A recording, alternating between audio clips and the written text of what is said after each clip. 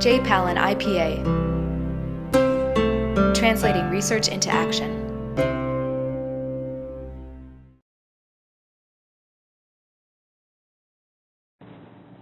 Hi everyone, and thank you for joining us. My name is Luke Strathman, and I work in the policy group here at the Abdul Latif Jameel Poverty Action Lab, otherwise known as JPAL.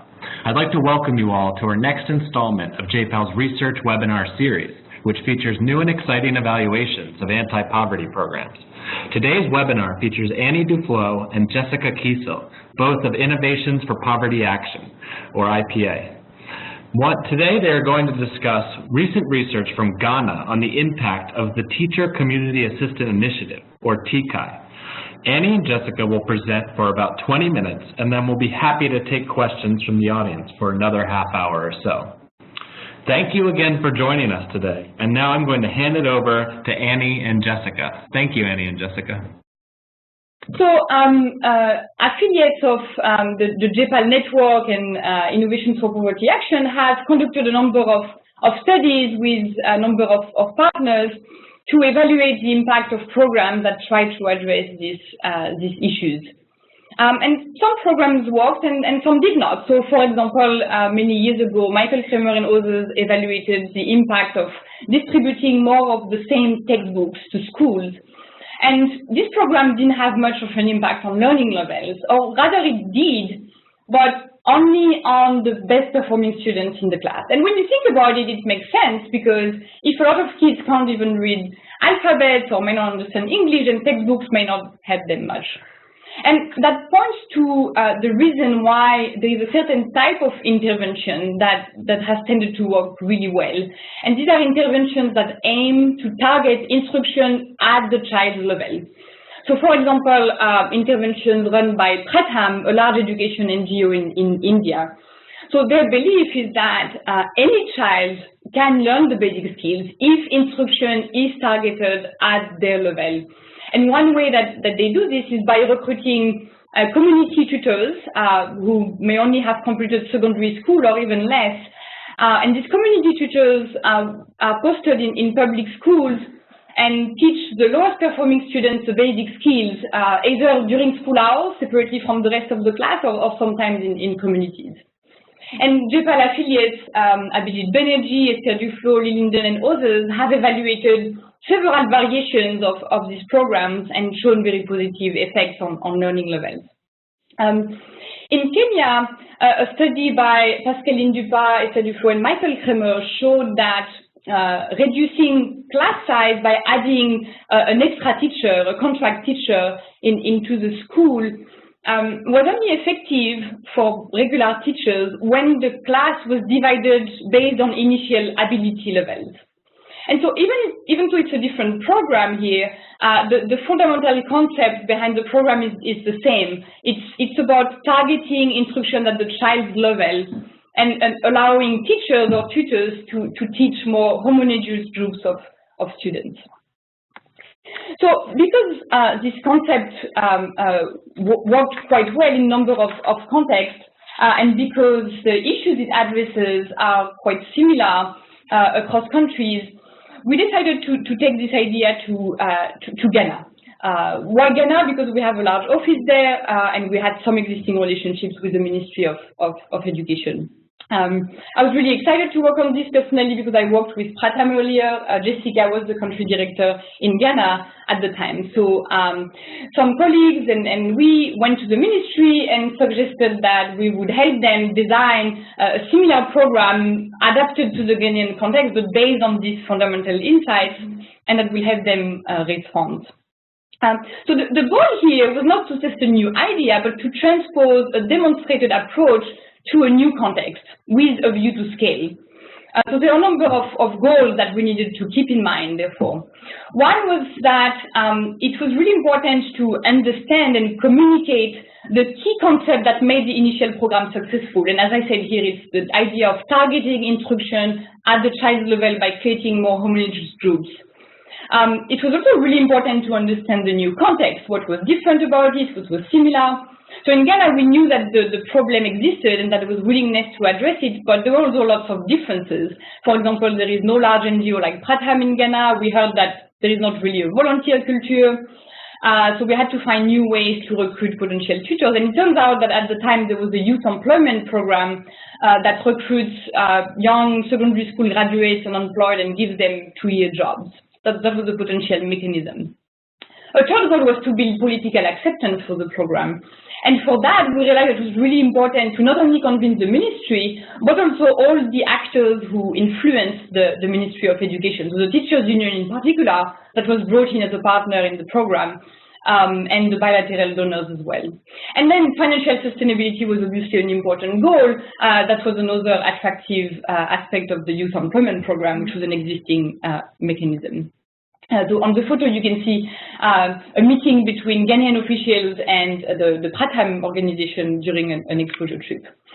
So as we brought the stakeholders together, we put together a steering committee with members of all these organizations, and we put together a technical assistance team within IPA that worked with the government to design and help them run the program. And as we were going through this process, our government partners had a number of questions on how to do this best in Ghana. For example, should we do these remedial classes during school hours or after school hours, but then the kids may not come? Do we really need assistance to do this? Can't we get the teachers to do this? So we said, great, we can design an evaluation to help you answer these questions.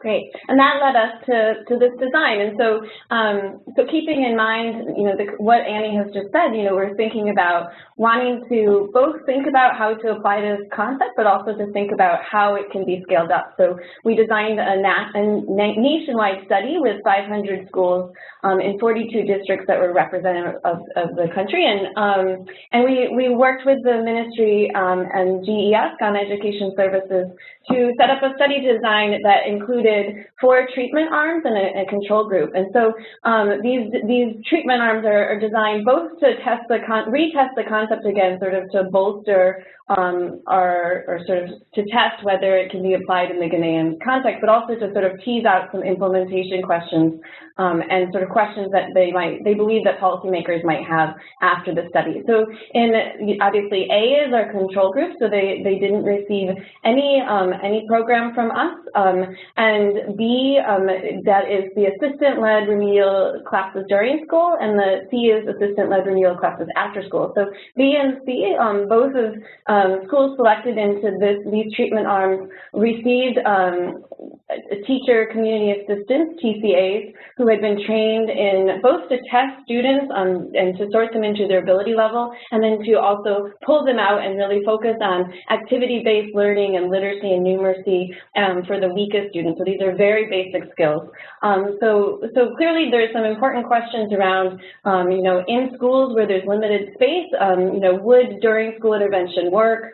Also, maybe those, if you did the during school intervention, perhaps the students would miss out on something and they would fall behind. So these are concerns the government had. So that's why we designed this treatment. And then C, after school is another alternative to this, and there were quite a number of people who saw that, yeah, it might help with the space issue, but perhaps students would be hungry, they wouldn't stay, that this would never be implemented, the TCAs would be under-monitored, and so this was an important operational question for us to ask. And then D is, there were some concerns, like maybe, for example, the targeting doesn't actually matter, and that what really matters is extra tutoring, and maybe that would be so much easier to implement. And so D, that we provided TCAs again, but this time they weren't trained in remedial ed. They weren't trained to test the students and to divide them, but they were instead providing some supplementary support with homework. And there was some activity-based learning just because a lot of times the TCAs just needed to think of something to do. So our team supported them with that, but it wasn't targeted at the ability level. And last, and this is very important to the Ghana Education Services, is, could this idea of target instruction be implemented through teachers? And this is something, while we were hoping that the youth employment program would be a sustainable option, the teachers union and GES, of course, oversees teachers, and so they were interested in finding a way to be able to apply this concept with teachers. And so this program, this treatment was changed halfway through, and I'll tell you a little bit about that in a minute. So overall, it was with 42,000 students, so that's a very large sample size.